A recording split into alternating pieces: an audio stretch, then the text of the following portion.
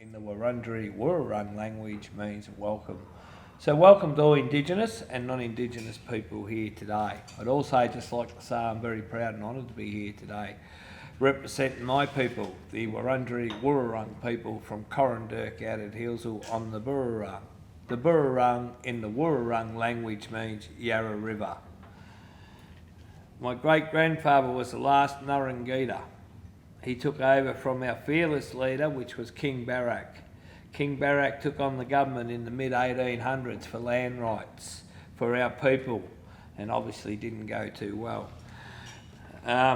He passed in. He led our mob from 1850s right up till 1906 when he passed.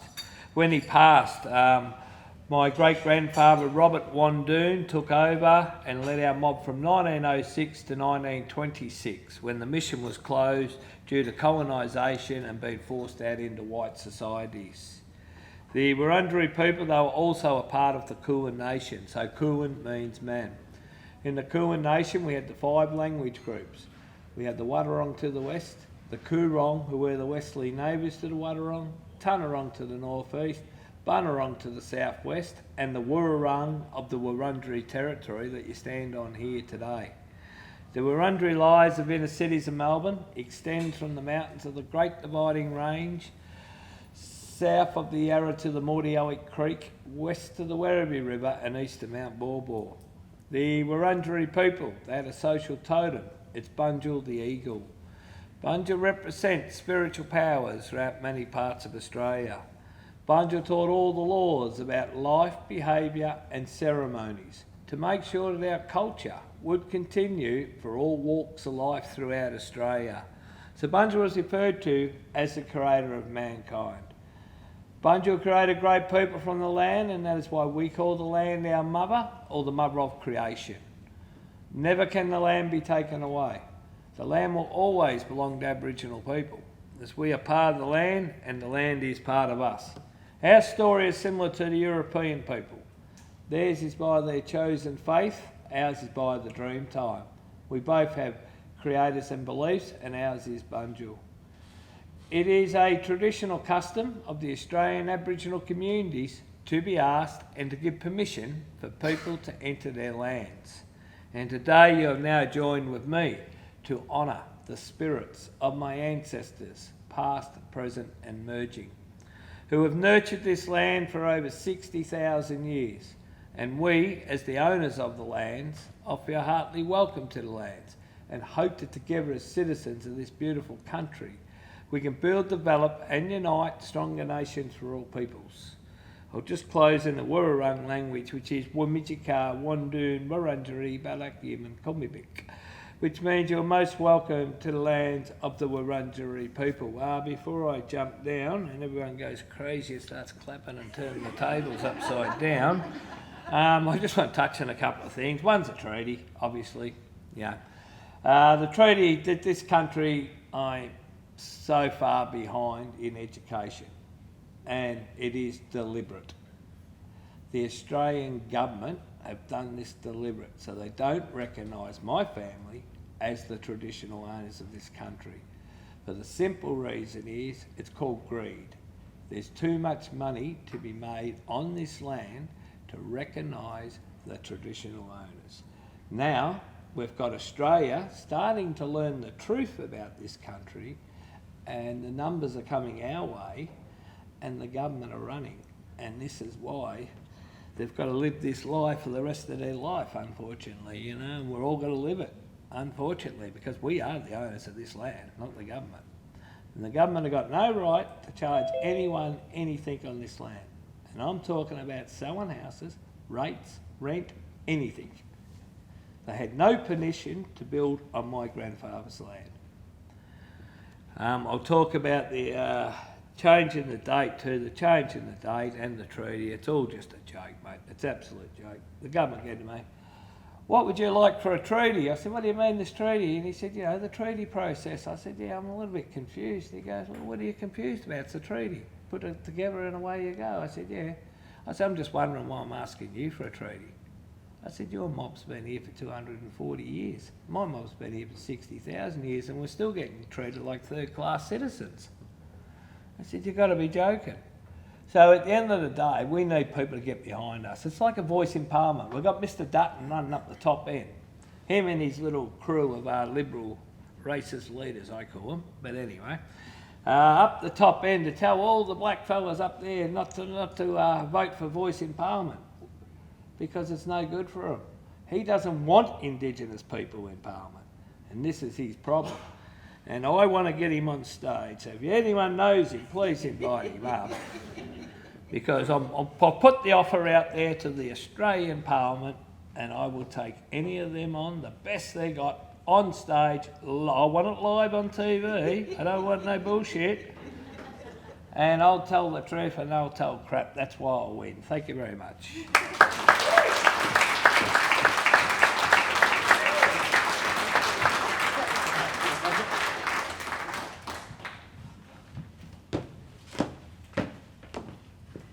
Thanks, Uncle Tony, and I look forward to that live debate. I tell you what, I hope the world's watching. Yeah, I'm sure the world will be watching that one. I don't want to dim their lights.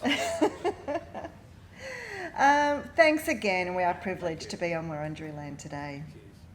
I'd now like to introduce our next speaker.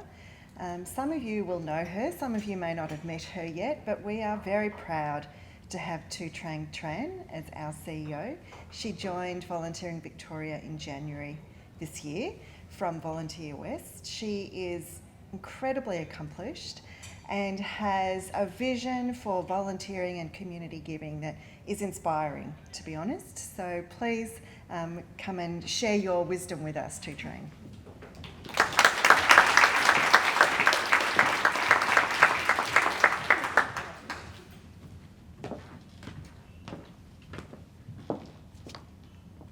Hello and welcome everyone. Thank you, Uncle Tony, for your warm welcome and stirring debate. Now, connecting in person is not something we take for granted anymore. So, please thank you everyone for making your way here on a wet day. And for those of us who went to the other NAB building, can you please put your hand up so I don't feel alone? Yes. And I also wish to do a warm welcome to the live stream audience. Thank you for joining in, and you're staying warm under Doona, I hope. And hopefully you can join us next time. Now, happy National Volunteer Week. It's a week where we celebrate 2.3 million volunteers, Victorian volunteers.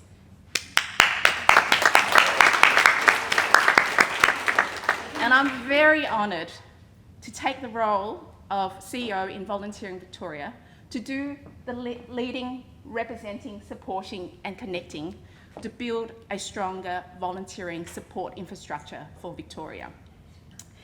And I would like to share with you our new strategy that is on this fabulous flyer with this fabulous artwork designed by our team and artists that we launched last year. And you'll find important information about what we achieve and our impact. And we can't do that without you. Because as members and as volunteers, you are our biggest asset. And I want to thank you in kicking off this National Volunteer Week for your contribution to the Victorian community and broader. $58 billion. That's the figure of the combined contribution of your work and the 2.3 million volunteers. And I'm also very honoured to have a very committed team who you met over the years and who will be around to meet you. Come say hi to us. They will share and they will hear your stories about your hard work throughout the COVID and throughout the last few years, kickstarting volunteering again in trying times. And I just want to call out the storytelling booth at the back there. Please share with us your stories. Please share with us your trials and triumphs. So events are like this are an important part of showcasing the power of volunteering to drive change and to build community. You are community builders. And today we're excited to hear from our 4 incredible change makers who broke the mould who are making significant impact by starting their own organisation, starting their own mayoralship as the youngest mayor. And Bron will tell you and introduce you to Libby, Jasmine, Mohammed and Nevo. And last but not least, we'd love for you to take some time this morning to meet each other. It is so important to have the networking and the connection because, as I've learned over the last 4 years, volunteering is local. Research backs this. Volunteering is about relationships and volunteering is about connecting. So thank you for connecting with us today.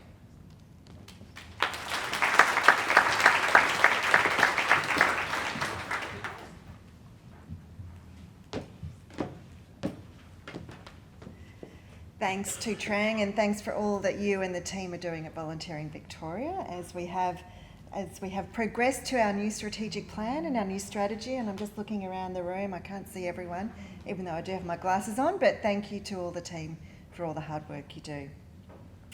I'm now thrilled to introduce our keynote speaker for today, Jasmine Nguyen, who is an absolute game changer, an absolute inspiration. Jasmine is Brimbank City Council's youngest councillor and the first Vietnamese Australian mayor. Having lived, worked and volunteered in Brimbank all her life, she is passionate about giving back and being a voice, particularly for young people in the Brimbank community. So please welcome Jasmine.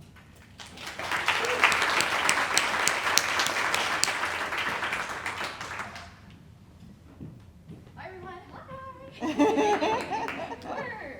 This is cool. Oh yeah. This is for you later on.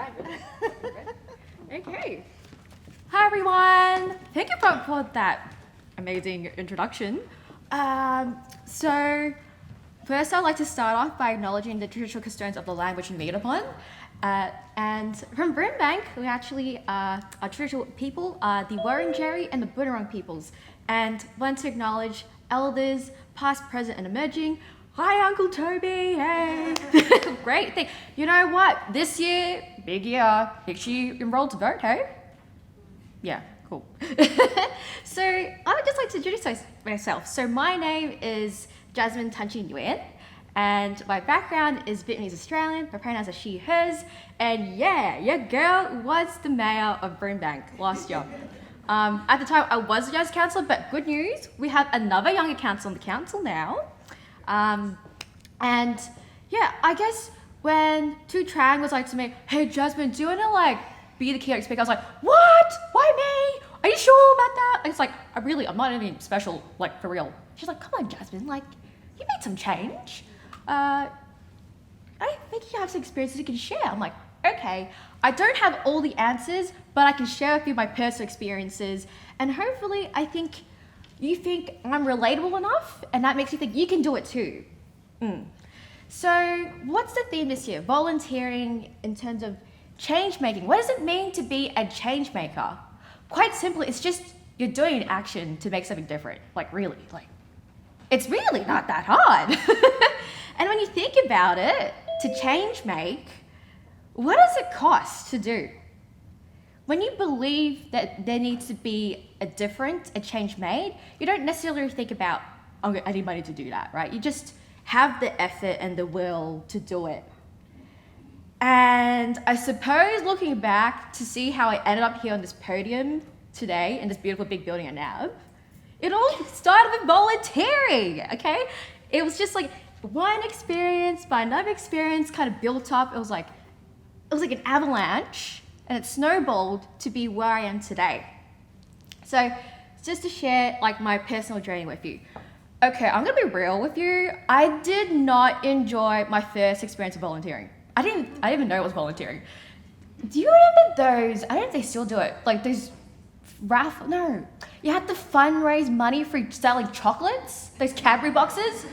Oh gosh, I remember my primary school would just give me a box and then they'd be like, okay, go sell those chocolates. And I was probably 5. I didn't even know what we were selling chocolates for.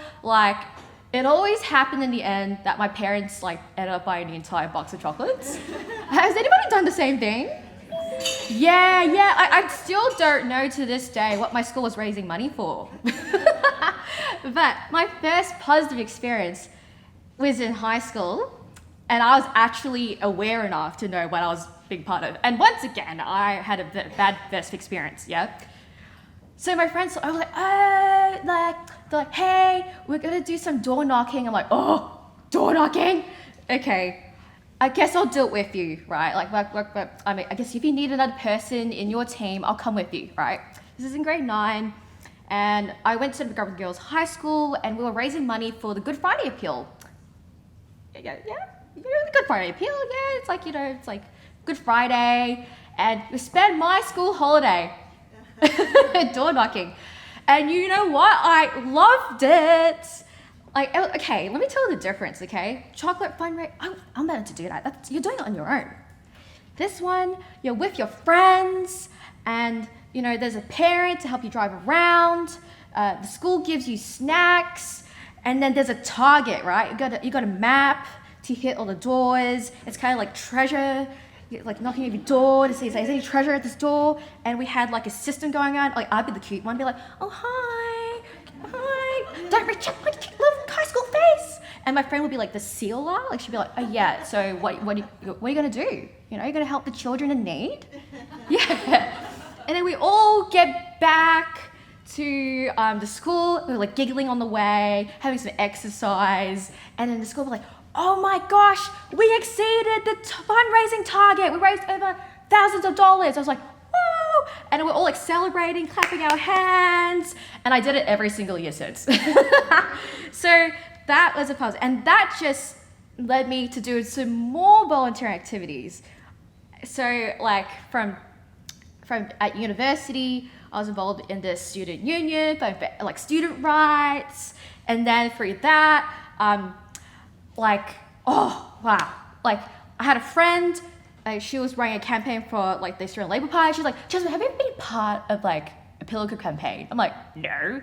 She's like, you want a door knock? I'm like, yeah, okay, let's do it. And little did I know that experience would teach me and become helpful, handy later on. I mean, like, yeah. Okay, and then later that night, after the door knocking, there was like this like celebratory party. We don't know if this person's going to get elected or not, right? But okay, I swear, it was like amongst the clouds, I saw the sun. And by that I mean an Asian in the political atmosphere? What is this, right? So I headed over to them. I talked with this person. You might know them, Celia Tran. Well, yes! Well, she was actually the volunteering like award winner of the year in Victoria. And then she was like to me, hey, Jasmine, like, I think you should do this leadership program. I think you really like it. It's called the Dual Identity Leadership Program. I'm like, okay, yeah, what is it about? Dual identity, that's really interesting. Yeah, she was like, yeah, like, well, you got a dual identity, you're Vietnamese Australian, and, do you want to learn some leadership skills, get involved in the community? And I'm like, yeah, let's do it, yeah. So that program changed my life, like every volunteering experience. So basically, it was through that program I really learned to embrace myself, all aspects of myself, my full cultural identity. I guess going up in Australia, I kind of like subdued my Vietnamese side just a bit. Yeah, I was like, no, I don't want rice. Give me like sandwiches for school lunch, like I did like the very superficial things, like I go to the Lunar Year festivals. But when I did that program, I really started understanding like my family's history and how like we all got here. Yeah, like it's kind of funny. Like the Vietnam War, through that, like my parents didn't have like the freedom to, I guess, be politically safe with anything aside from like the Communist Party there. Also, I found out my mom couldn't go to university because my grandpa was in the army, like the Republican Army. And my dad was actually a fugitive. Like his brother, my uncle, like rode a bike and then helped them escape like the military stuff. I was like, crazy. No wonder they had to leave on a boat. And by the way, they met on the boat. Yeah. I guess trauma bonding just brings people together. Yeah. So like just that whole aspect and everything, I was like, oh my gosh, I'm so privileged. Like, and thank you so much to Australia. like for taking my family in. If that didn't happen, I wouldn't be born here. I wouldn't have the opportunity to go to school here, be educated, and also thank you to my parents that they work so hard that like I am able to have the privilege to be involved in these extra activities. Yeah, and like through that dual identity leadership program, I met other like Australians with a dual identity who had a similar experience and background. And also, I felt a sense of belonging and community. Like that program was created by the Vietnamese Community of Australia, the Victorian chapter. And obviously, naturally through that, I did some more multicultural events to, you know, just really stay in touch with my culture. And, you know, I stayed on that program after as a participant. I did that program in 2017, but then the years after, I started a committee because I was just like, whoa, this program changed my life. I want to see more young Aussies have the same change and empowerment. And it's so rewarding. Like, did you know one of our participants from last year is gonna be at the state finals of Miss Universe next week? Like this Sunday. That's amazing. That's amazing. So yeah, every single sense I was on the committee member, helping different capacities, and that program is fully run by volunteers, full volunteers. Like there were past participants that loved this program so much, and I want artists, I mean like them, to have the same experience and then grow it to be even better. Moonlighting. Yeah. So, and here's the thing, like it's been such a big community and network of support, such like close friends to this day. And like one year, one of the alumni of the Dual Identity Leadership Program was like, you know, I'm gonna run for council. I'm like, oh, yes, I'm gonna support you. Let's get in the group. Let's go to plan. Let's plan your campaign, right? It's like I have experience. and then like other people were like, you know, Jazz, have you thought about running for council? I'm like, no. And then they just like kind of like planted the seed in my head. I was like looking at my council. Anybody from Brimbank here? Hey, so diverse, right? And I look at the councillors, there's 11 of them. I'm like, okay, we need more people of colour. And, you know, through this program, I was like, yeah, it's like sometimes you want to see change, right? And you want, like, how do I go about doing that? It's like, I could talk about it, I could advocate for it. Why don't I just be the change? Yeah? So, and look, I did not do this alone. It wasn't just me who ran for council that year in that program, aside from my friend. So Judy was the one who started the whole change. Judy Lohang, she ran in Maribyrnong. And like other friends from that program, Anthony Tran, also Long Vu Tran, and then me. There's also Jeremy, but and then Claudia and Yuan as well. And guess what? We now have 3 mayors from the program. Okay, 3 of us got in. It took 6 of us to get 3 of us in to the council. Yo, like, so, and also, hey, Mohammed also ran for council as well. Like, and you know how hard it is to run a council campaign? Oh my God, like, you need to have volunteers and you need belief in each other. So like I said, like, and the thing is like, we did know what we were doing, but we just believed in it, so we wanted to make action. And like, I guess, look, it's really hard to make change in a council sometimes because it's a democracy and like not everyone has the same beliefs or value systems. But I hope me being in my position, like, makes other people go, oh my God, if she can do it, like I can do it too. And being in my role as the mayor and a councillor, like, you know that volunteering and community organisations are the lifeblood, the backbone of the community.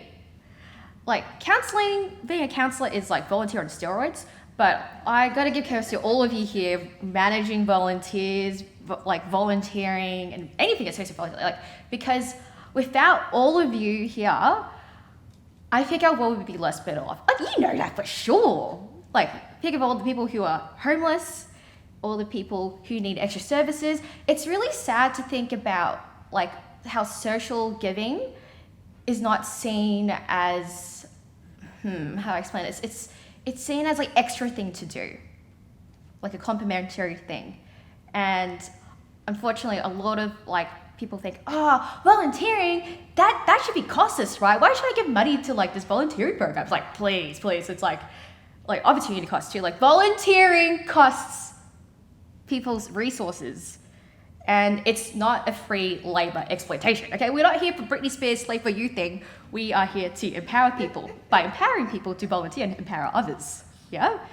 And I guess one of the struggles I hear a lot of community organizations and volunteer groups go through is like, oh, we don't have enough funding, yeah? And it's just constant like cycle of scrubbing for grants. And another thing also, it's like, I guess, I think 3 things I can think of is like, you definitely got to get the awareness out there to know, like, your organization it exists and know about it, because the more people who hear about your cause, the more going to get involved. And being my role on the council, and I'm sure, by the way, with any elected representative or funding groups, it's a numbers game, you know, and I know all of you probably figure out how to justify, it's like, yeah, you should give us money because we're going to lead to this amount of outcome and change. But there's another way you can help yourselves, which is by empowering young people. Yeah. And there's I got a couple of tips on how to do that, right? Because can I just, look, inherently, don't you think young people are just so pure and they have, there's such hope before the world jades you when you grow up and stuff happens? Yeah, and I guess, like, a lot of young people, like, they're so driven to see a better world because they're going to be living in that future. And, like, whenever I went to the schools and visited them, I'd be like, okay, hey, you know, I'm from the council here, like, what can we do to change? They're so conscious. They're socially conscious.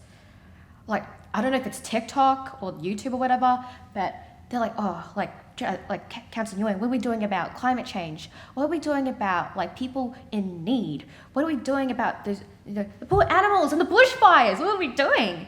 And it's just like, I see this desire and this drive and fire in them to do something about it, but it's just like, they don't know what they can necessarily do to make the change. And I think that's where all of you can step in and empower that. Right? So it's really not that hard to engage with young people, really, to tap into them. And did you know 1 in 5 people in Victoria are under 25? If you can tap into over 1 million young people in Victoria, like, you got something. But I think we need to start thinking about how can we remove the barriers for young people to be change makers, because young change makers are future leaders in the making. And if you enable them now, they are going to be your leaders. Like, okay, so one barrier that I found a lot was like living on just like the further northern suburbs of Western, like it's transport. Yeah. Like if you don't have a car, if you don't know how to drive, and you're relying on a long time to get to your destination to volunteer, it's going to be a big hassle. So one thing you could do, reimburse or like get a van or organize transport for them, for young people. Number 2, like another thing that you could do is like other costs, like recognition. Young people love recognition. Yeah. If you got food, like you got food there, say less. I'll be there, fam. Yeah. Another thing also gift cards. And I think another thing is like celebrating and recognizing like the young people or where they start and where they go. And like I said, with the Joy Dental Leadership Program, like we've done that. Like if we have a network of people that come together, that's really great. Another thing also, it's like, you know how you hear about volunteering and change making is kind of like a privilege? Yeah, it is. But the thing is like, if you're helping people with the privilege to do that, they're going to help other people uplift themselves and empower themselves, and then when they're in a better position, they can go on and help others. And the fifth thing I'll just leave with you is that believing. I know it sounds really corny and wanky, but like there were people who believed in me and enabled me to do it, and that made me like help believe in myself and create the change. And And I will now hand over to Jasmine to facilitate our discussion. Oh wow, I'm very excited to be here. Hello, Mohammed, Libby, and the Bourke. Okay, theme here is change making. So I guess we're gonna start by asking, like, what change did you want to see? Usually, just kick it off. Okay, I guess the change I want to see is a world where anyone is able to own their own narrative. I feel like me personally growing up, I felt like for a long time I didn't have control over my own narrative. My narrative was being pushed by media, for example, or certain governments. And I guess like coming into volunteering, and I'll touch on this a bit later, it was a way to take control and be involved in a way where I was able to be a part of that change. And more broadly, change to me means making it easier for the person that comes after you. And I feel like volunteering is a way to do that. And it allows for us to, I guess, leave a legacy behind, but also be a part of something bigger than ourselves. I guess what I'd like to see is a world where our wildlife is really heard in Australia, and primarily through kids, as they are the next generation, and I believe that their voice is so powerful and so strong. And so to be able to start a passion or motivate change through kids and help them fall in love with the wildlife that we are so lucky to have in Australia, that is something that I would absolutely love to see and start.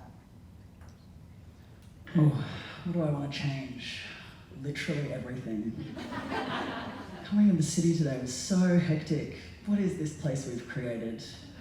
Was anyone happy coming into the city, stuck in traffic, miserable weather with these grey buildings? I think that fundamentally our world and our society is broken. I think that if you felt relief when we went into lockdown, that is a sign of sickness. That is a sign that something is fundamentally wrong here.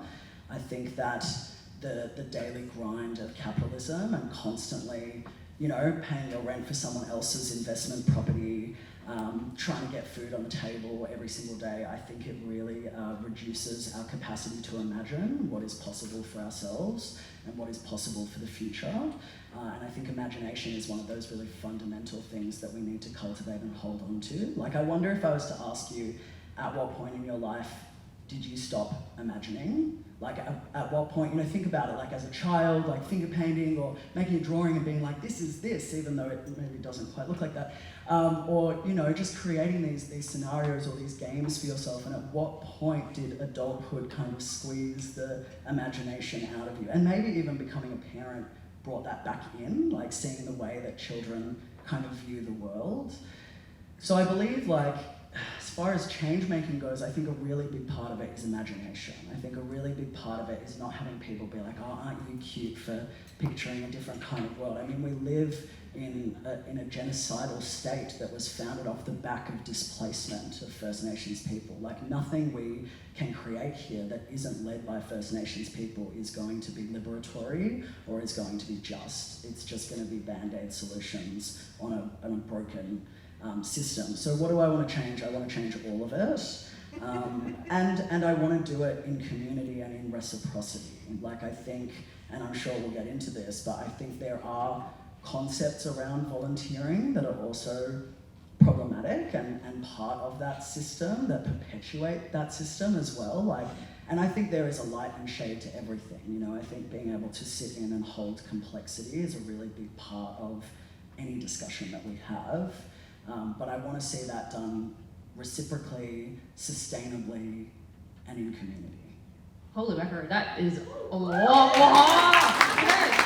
You're so right about, like, think about it, like, all the issues that Libby, Mohammed, and the Bourke have raised, they're serious issues. And we do get into, like, a trap where sometimes people can, like, patronize, like, people, like, oh, well, look at you, you're picking rubbish. I'm like, no, it's like, that's actually a serious matter, literally. Like, and let's dive further, okay? Like, these are such big issues. How do you even go about making that change? Like, volunteering, communicating. Let's start. Okay, so Neville, I'll let you start off. Like, let's go. I mean, I think a really big thing for me as a trans person has been around shifting the narrative, and a friend of mine who has a like decolonial therapeutic organisation calls it pathologizing the paradigm, which I really love, because it's like, rather than taking trans people or queer people or marginalised people and being like, there's something wrong with them, right? Like with trans people, there's been this narrative that we're like born in the wrong body, you know, like born a girl and became a boy and used medicine to fix ourselves and whatever. And that was the narrative that I grew up with, right? I grew up with diagnoses from the DSM more than I grew up with poetry. That's how I explained my lived reality, was through diagnostics rather than the very nature of being a living, breathing, feeling, fluid creature on this planet, and that gender diversity exists not only in almost every single culture for tens of thousands of years on this planet, but also in many different plants and animals. I mean, there's a certain type of fungi that has about 17,000 different sexes. Just a fun fact. So, you know, I think a really huge system of control is otherness, is making us feel like there is something wrong with us, when really the conversation I want to have is, how are we all harmed by gender binaries? How are we all harmed by the systems that are in place? No one's having a good time in capitalism, right? Like, even the billionaires are like pretty miserable when you really look to the core of lived experiences. Like, it's not a good time for anyone. I don't believe that like men are having a good time with patriarchy. I think it's a real surface level good time experience, but like being told from a young age to man up and don't throw like a girl, and you know, you're not allowed to cry and you've got to be the main breadwinner of your home and all that sort of stuff, like what it does is it disconnects men from their spiritual selves, from their emotional selves, and they have to harden themselves to the world, that then it is so difficult to access your emotional self, you know? And so I really think when we actually look at liberation as something that all of us will benefit from, you know, when people ask me, how can I be a better ally for you? I'm like, how can you be a better ally for you? Like, I'm actually doing pretty well. I'm liberated. Like, I get to be whatever kind of gender I want to be. I dress however I want. Yes, I experience like harm outside in the world, but within myself, like, I know who I am. I look in the mirror and I think, thank God I am trans. Like, thank God I have access to some of the most incredible community and change makers and resistors and disruptors. Like, there is nothing wrong here. There is nothing bad here. So I think a really big part of it is pathologizing the paradigm, looking at how are we all disadvantaged from this and how can we all stand in solidarity with one another for all of our liberation.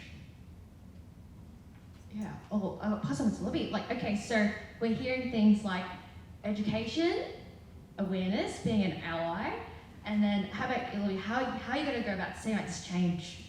Yeah, well, for me, it all started when I found out that koalas were listed as a vulnerable species when I was only 11 years old, and now they're listed as an endangered species. And so hearing that at such a young age, I was so shocked that an animal as iconic as that, we use it everywhere in our country, we promote it, it's in ads, it's everywhere around the world, we're known for it. I was so surprised that nothing was really being done, and that was happening in our own country to our own animals.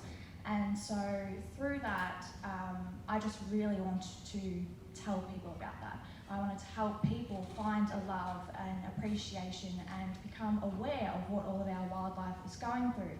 And so specifically for kids, I go to schools and I do talks, and there I just hope to help to be able to help them find a love for our wildlife, because I think that's where passion and volunteering really starts. It starts with a love for something, that starts a passion, that starts your volunteering journey, and from then on you can help so many other people see the world the way that you see it.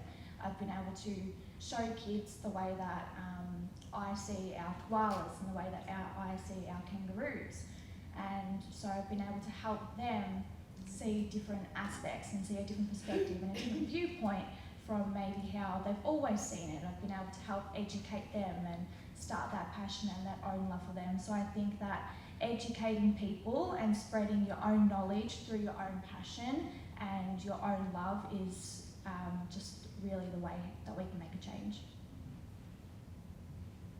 Yeah, definitely. I really like how you touched on passion. To give you guys some context, I run Endeavour Youth Australia, and Endeavour Youth Australia is a culmination of my lived experience. So we try and re-engage young people in their learning and create better environments for them. So for me, that passion originated from my own experiences. So growing up, I had a very severe stutter. So every time I would speak, my body would rock, my tongue would come out, and my head would twitch. According to one doctor, speech therapist, it was one of the most severe stutters they've ever come across. I couldn't order McDonald's by myself. I couldn't even communicate with my grandma because she only knew Arabic, and my study in Arabic was ridiculous. So I used to get suspended because I used to fight a lot because I used to get bullied, and at one point I almost got expelled. So I started to see myself get disengaged in my learning, right? And but everything changed for me when I was in year 9, year 10. So I had an English teacher who identified that I was very articulate when it came to writing. She's like, Mohammed, join debating. I started laughing at it. I was like, how can I join debating? I thought she was making fun of me. But she was dead serious. So she went and saw a speech therapist course for me to enter. It was 3rd year speech therapists that were giving their time, right? They were volunteering. It was a 2-week intensive course. I was given 2 speech therapists from 8 a.m. to 4 p.m. And I learned how to speak from the very beginning. And I came back to school and I had an epiphany. For the very first time in my life, I could communicate with my friends. I could actually present in front of the class and not on my ones with my teacher. So after that, I felt like I owed it to my teacher to join debating. So I joined debating and we went undefeated for the first time in our school's history, right? But it was because my friends followed along. So before I joined debating, there was no one that looked like me in debating. When I joined, my African friends joined as well. And if you know anything about African people, we love to talk, and we're very good at it. And just seeing the impact that had, I learned 2 things, right? One, the importance of identifying and investing in someone, the importance of giving your time, and also the importance of starting a precedent. Because I would never have taken that step if I didn't overcome the hurdle of learning how to speak, right? Because I went through that, debating didn't seem hard anymore. Because I took that step, my friends followed suit, we became more re-engaged as a collective in the school, and slowly, that just started having a carry-on effect. I could speak on this for a very long time, but long story short, I guess it's my work more broadly is about changing the narrative. I really like how you spoke about shifting narratives, and it's about understanding your own story, using your experiences, whether bad or good, as opportunities to grow and as opportunities to learn.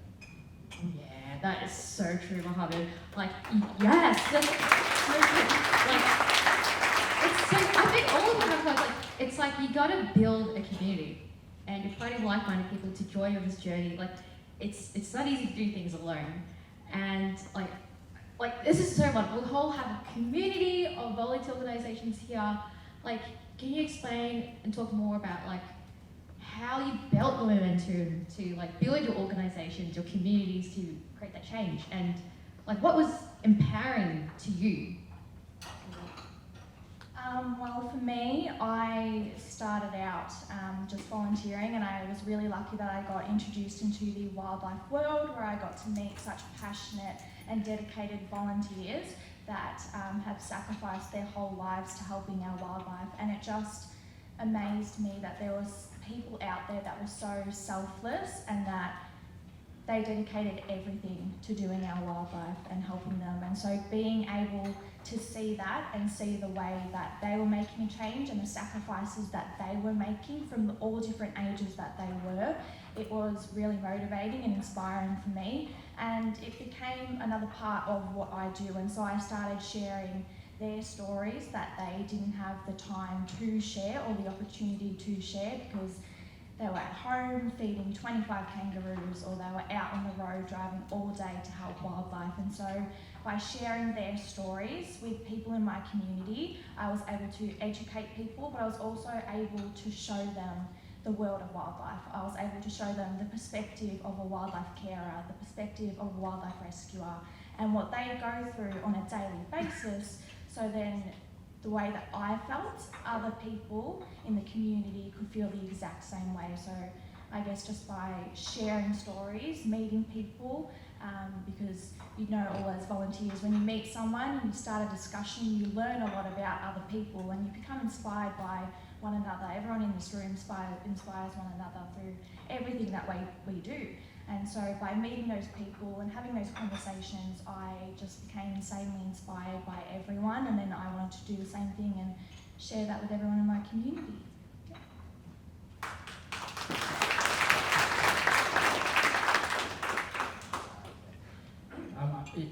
Thank you so much for that. I feel like for me, after obviously I went to speech therapy, I wanted to make a lot of money, right? So, I'm gonna be honest. So volunteering wasn't really in my mind. I wanted to become an investment banker. Right? So I was doing, I was doing all the subjects for investment banking and all that stuff. But it wasn't until I started seeing the issues out in the community, right? The issues that my younger siblings had to face. The issues I had to face was when I walked into a store and I got followed by security guards because they thought I might steal something. When I was on a train and I'll get called like the N-word, for example. So seeing what was going on in my community, and also around that time there was the African gang narrative that was being pushed. So I really had to ask myself, right, what do I want to see in this role and what impact can I make, right? Because around that time as well, my mom played a big influence on my life. So I feel like a lot of the values that I now have has been instilled in me by my mom. She came from Sudan by herself with 6 siblings. She worked 2 jobs and she worked very hard to get us to where we're at. So at the same time, I still wanted to obviously work hard to support my mom, but at the same time, I felt like I owed it to my community to be the voice, right? To give them that platform. So that's when I finished high school, did university, and did Bachelor of Commerce and International Relations, did that on the side, and I also volunteered for the next like 3-4 years. But as I volunteered, I started making connections, right? I started meeting new people. I started building relationships. I started building my own skill sets in terms of communication, in terms of understanding different perspectives and point of views that all assisted me tremendously in forming Endeavour Youth Australia. I was just one guy, with an idea, but when I look back at it, the 3-4 years of volunteering that I've done, there were so many people that I can reach out to, mentors that I can tap into, resources at my disposal. So it made it that much easier to support my community, and I'm glad to say now we work with thousands of young people in schools across Victoria on anti-racism, making them feel more involved and trying to stop the school to prison pipeline. Yeah, thanks so much for sharing that. I resonated with a few things that you shared, Mohammed, and especially I think, these experiences of injustice as well. Like, I think there is something in the term volunteering that is maybe why I don't really relate to it all that much, because there's something in it that suggests choice. And for so many marginalised people, we don't have a choice. We don't get to wake up one day and think, I want to do good for the world. Like, this is our lived reality every single day. We are constantly experiencing discrimination, constantly experiencing hardships, and we have responsibilities to our communities, So for me, I guess the way that I kind of came up into my career or whatever is I came out really young at school as a lesbian. There was not a lot of people that were out at school at that particular point in time, and then I got to year 12 and thought, BCE is not really stressful enough. I wonder how I could add to this cocktail of crap. It'll make it much worse. And I thought, gender. Now is a really, really good time to start questioning my gender. And this was in 2013, so it's not that long ago, but I'm sure we're all very aware that it's a completely different socio-political, cultural landscape. I didn't grow up with any trans representation whatsoever. I think there was Chaz Bono, Sonny and Cher's son, was the only person, or horrible episodes of Jerry Springer. That was the only representation I had. And so I actually had to have imagination, right? And I often say that trans people have the audacity to imagine better lives for ourselves despite having no representation of it. And so, yeah, I came out in school. I guess people had a lot of curiosity and a lot of questions, and I think marginalised people become educators often, whether we want to or not. You know, like I had printed off booklets to my transphobic family that said like, how to be loving and supportive family members, with like little clip art of people holding hands, you know, and like trying to teach them like, here's how not to hate me. Which is, you know, really hard work when you're supposed to be receiving unconditional love from your home space, which many of us don't receive. And that kind of just snowballed, I guess, and I ended up with a book deal at 19, and my book came out when I was 21. And I guess being an author is kind of like being a volunteer, because we really make no money in this country whatsoever. I mean, like, to put some things into perspective, my second book, I got paid $2,000 for it. It's about 6 months of work. My first book, $6,000. It was a year and a half of work. And you have to like pay back that amount through your royalties, which is only 10%. So it's kind of a miracle if you see any money from a book. So it's kind of volunteering. That was a choice. That one was a choice. So yeah, anyway, so that kind of happened, and I just found myself giving speeches and running workshops and things like that, and I thought, well, if I'm going to be an educator and if people are going to constantly ask me their questions of curiosity and deeply invasive questions, then I'm going to charge a lot of money for it. So I don't really volunteer very much. My version of volunteering, I guess, is like community care and mutual aid, and for me, I see it much less as volunteering and much more as redistribution of resources. Like, there's nothing charitable about what I do. I'm not entitled to the resources that I have gotten. I grew up in a middle-class family, which means I have safety nets, which means I took risks in my career that most people would not be able to because they wouldn't have fallback plans. I was just born into that. I didn't make any of those choices. That's just privilege. So for me, the work that I do within community is just recognizing that. And I specifically love like buying my friends meals, or like paying their bills or paying their rent or whatever, and being like, this is just money from like cis people trying to learn about pronouns. Like, that's where my money comes from, so like, please take it. It's just redistributing. And I guess the way that I think about it a lot, and I'm gonna reference mushrooms and fungi a lot because it is my special interest, but I think about it as like mycelial networks. So basically wherever we walk all the time, there are mycelial networks connecting underneath the soil, and there's mycorrhizal fungi are basically a type of fungi that have a relationship with trees, and they connect to the tree roots. And what they do is they create this web underground where trees can communicate with each other. So if one of them has a parasite, they can be like, hey, over there, just letting you know, like, you should look out for yourself.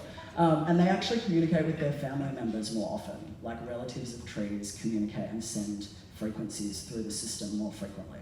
But they redistribute nutrients from one side of the forest to the other. So when a tree is suffering, they send as many nutrients as possible. That tree then heals and it comes back. And I guess for me, that's how I think about mutual aid and community care, is it's like, for as long as you need those resources are coming to you, and then they come back when they're needed. It's not about hoarding, it's not about holding on to these, it's not even about charity, it's about recognizing where there is a need and recognizing our resources as collective. Wow, I love that. Like everyone here is it really your choice? Yeah, that's such a riveting thought. Like, if you didn't do what you do, koalas be like, I don't know where they'd be. Like, racism is just there. Like, you just gotta do it. And like, I guess we're all fun guys. Redistribute resources. Like, I'm gonna open up to the audience. Like, I'm sure I have a lot of questions. Or, anyone has a question? Yeah, free talk, yes. Hello, hi. My name's Christine from Flutterby. I have a question. What are your top tips? What are your top tips for recruiting young people as volunteers?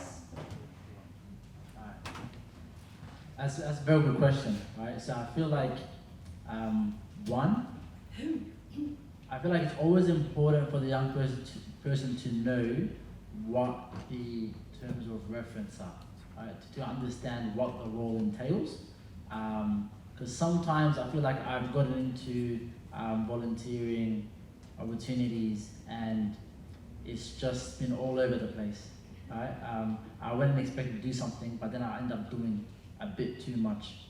And this was in my early days. And me, I'm the type of person, I feel like with the multicultural community more broadly, we love volunteering. Like, it's innately in us to want to give and want to help and want to be a part of something bigger than ourselves. So I felt like early on, I would get involved into an opportunity, and if it's not, I guess, if the term of reference weren't set in stone, I'll just feel myself burning out. I feel like another one is representation.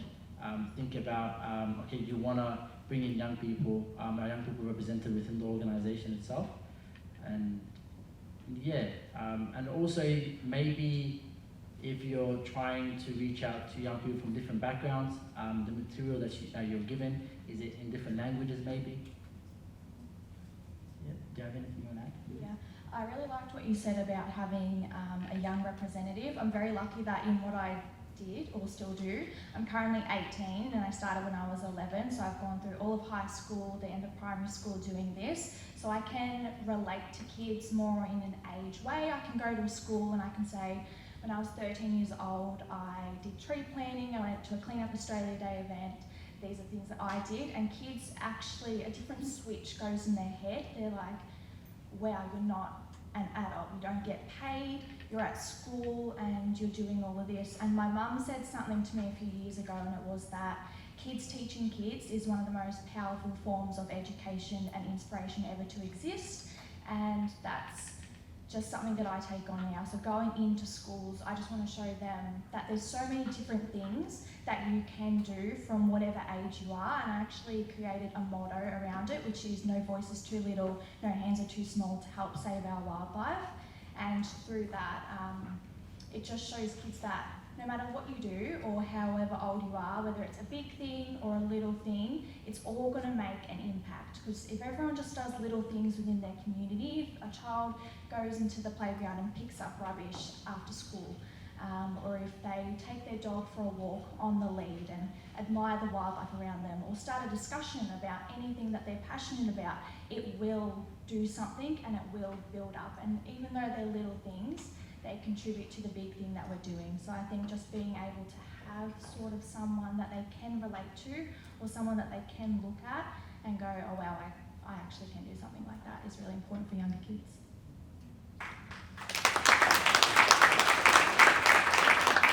Yeah, I really agree with everything that's been said. I think youth-led initiatives are incredibly important. Rather than telling young people what they should care about, asking them what they already do care about. I think as well, talking about sustainability and burnout and being really conscious of this kind of martyrdom or self-sacrificing that can happen around this sort of work, and really it should be generative and something that gives as much energy as it takes. I loved what Jasmine said about food. Feed us, we'll show up. But I really think that like collaborative process is incredibly important. I don't think young people respond very well to being told what to do. And actually when they get older, they still don't respond very well to being told what to do. So I think, yeah, co-created is really important. And they're so smart, like they have so much insight, they have so many creative methods of doing change making, like value their voices and listen to them because they know what's up. Yeah, and just to add to that, like there's your traditional forms of volunteering where you go raise money, door knocking, but there's new ways that you can engage with young people. Like something that may be convenient for you may not be convenient for them. Like it's like, I can't drive that far, but then maybe that's not convenient for you, it's convenient for a young person. Like TikTok, like, yo, they're wizards on that. Like I think we have time for maybe one or two more questions before we wrap it up and mingle. Okay, yes, hello. Hi, Kim Patterson from Neighbourhood Houses Victoria. And, sorry. Thank you. My question, you talked a lot about some of the forces that can make people feel powerless and like never even, you talked about our built environment can even make us feel disconnected and powerless, and whether it's media or social pressures or whatever. I was just wondering, is there a time you can think of when you kind of discovered your power or a particular experience where you were able to make change where you thought, wow, I am powerful? I guess that's a really, really great question. And I think what I love about that question as well is that I think it's really important we create a distinction between power over others and self-power. And I think that what we see a lot of the time is, you know, people trying to get more and more self-power through power over others. But that's always a moving target, you know, for as long as you are getting your power from your culture, your ancestry, your lineages, your, you know, self-esteem, your communities, that's a self-sustaining process, and you don't need to kind of look around and put others down. I think for me, a big part of coming into my power, a lot of it was faking it till I believed it. Like, it was just like, fake it till you make it, like, and I often say that with public speaking, you know, like if I get on a stage, no matter how nervous I am, if someone's like, oh, you ready for this? And I'm like, no, I'm terrified, I'm gonna get on the stage and I'm gonna feel terrified. Whereas like, I did a TEDx talk last year, which was like something I've always wanted to do in my whole life. And I was so nervous, like I was losing my mind. Like, it was memorized, I've been working on it for 3 months, you got like 15 minutes, you don't get it right, like that's it. And before I went on stage, people were like, how are you feeling? And I just said, I'm ready.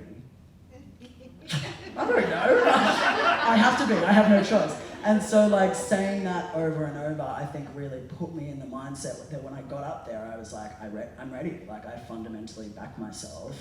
And you know, there were a few really beautiful sentiments that I've been holding in my heart a lot lately, but Auntie Rhonda up on Gadigal country recently, she said in a closing remark, don't be greedy by keeping your magic to yourself. And I really loved that, and I've heard something else that was like, imposter syndrome is an insult to your ancestors.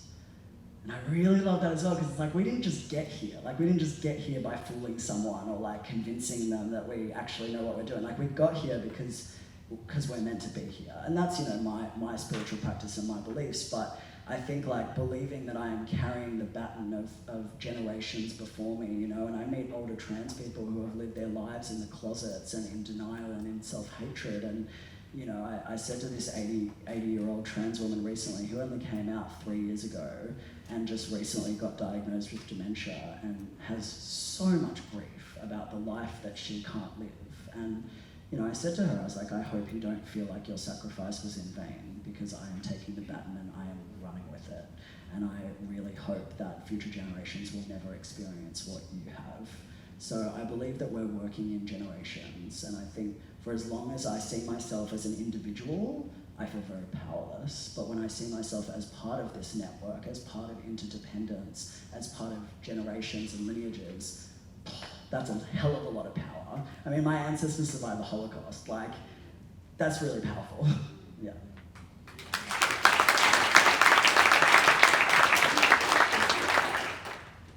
I think for me, when I first started, I felt very powerless with my voice. Public speaking was something that absolutely terrified me. I mean, we did it all throughout primary school, but you get up and you basically talk in front of your friends. And so when I started this and Mum said, you know, you're going to have to talk to strangers in public and you're going to have to start a conversation and keep it going, I was like, oh, I can't do that. But then I realised that the part of my work that I'm actually doing is I'm using my voice for the voiceless. I'm speaking for the animals that can't talk for themselves, and so I have to find some way that I can figure out how to use my voice and the best way to use it. And I still get nervous going to every single talk that I do, every single time I talk to a person.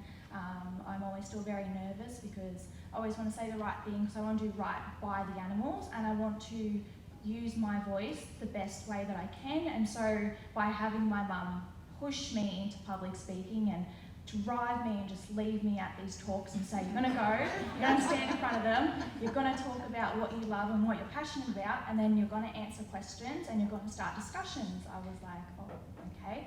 But actually, after my first one, I went home being like, oh, that wasn't as bad as I thought. And that was purely because I was talking about something that I was so passionate about. It just became so easy, and now it's just become a little bit of a nature to me. I still do get very nervous going to schools, but I think just using your voice and showing kids how to use their voice, and that public speaking it is scary, but if you find something that you really do love, it's just an easy way to just show people your perspective without forcing it on them and sharing your world with others.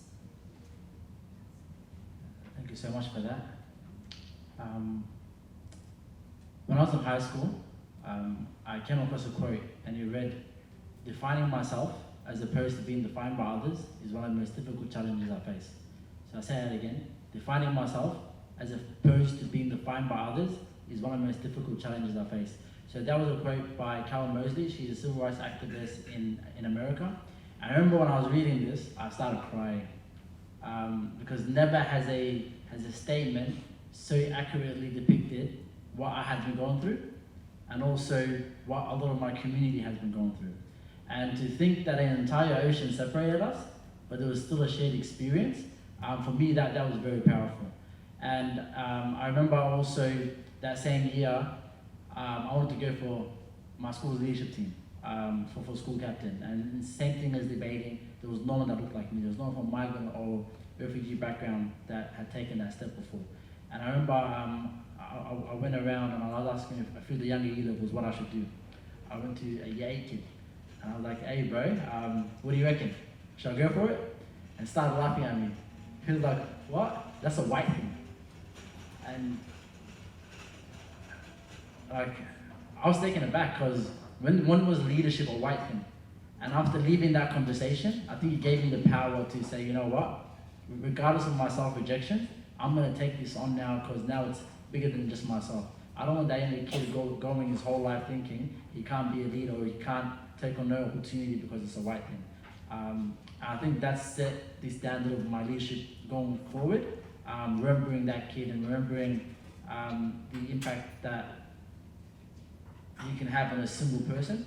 I feel like we are all presented with opportunities. Every time we speak to someone, every time we're in a situation to support someone else, a opportunity to leave a legacy behind with that person, right? You never know how just a simple act of kindness, I know you guys heard it before, a simple act of kindness can create endless people that will come back to you. Without my English teacher, I would not be here today, right? I would never have gone to speech therapy. It was way too expensive. So yeah, that's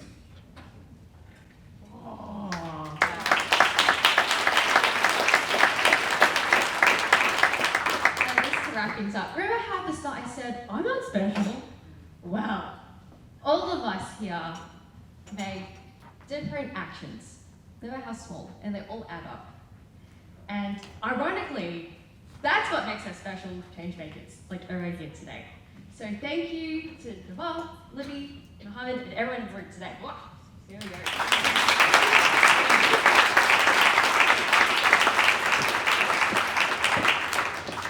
Thank you. You can hold on to that for a second, Jasmine. Look, inspired is a word we use a lot, but I genuinely feel inspired by all of your stories. I loved talking about recognising our own power and value and then using it to help others. I loved questioning the word volunteering. We've been doing that at the Volunteering Victoria Board for some time now, so it was fantastic to hear some feedback around that. I loved changing the narrative. I loved owning your own narrative, and I loved using your skills and power and voice for others who can't speak, who don't have that capacity or who don't have the power within themselves to do it. So the one thing I loved most from all of these speakers is courage. And I think you all just showed enormous courage throughout your journeys so far, and I'm so happy that you're going to be taking our communities forward. So please join me in thanking again Navor, Libby, Mohammed and Jasmine. And we have a small gift for each of you.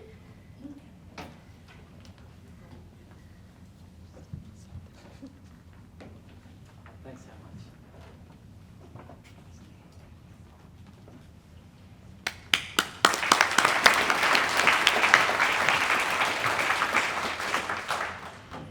Well, thank you very much. If you can stay there, because I'm just going to say one more thing, and that is thank you to everyone for coming out today and joining us. Thanks to Alex and his team at NAP for use of this beautiful space and ongoing support. We really appreciate it. Thank you to the VV team once again, and it is now time for morning tea. Don't forget the story booth is down the back, so we'd love to encourage you to pay a visit, share your story, your organisation's story, and we'd love to also know what you got out of today. So there's a QR code on the table. We'd love some feedback to find out what you liked about today, what you'd like to see at future events.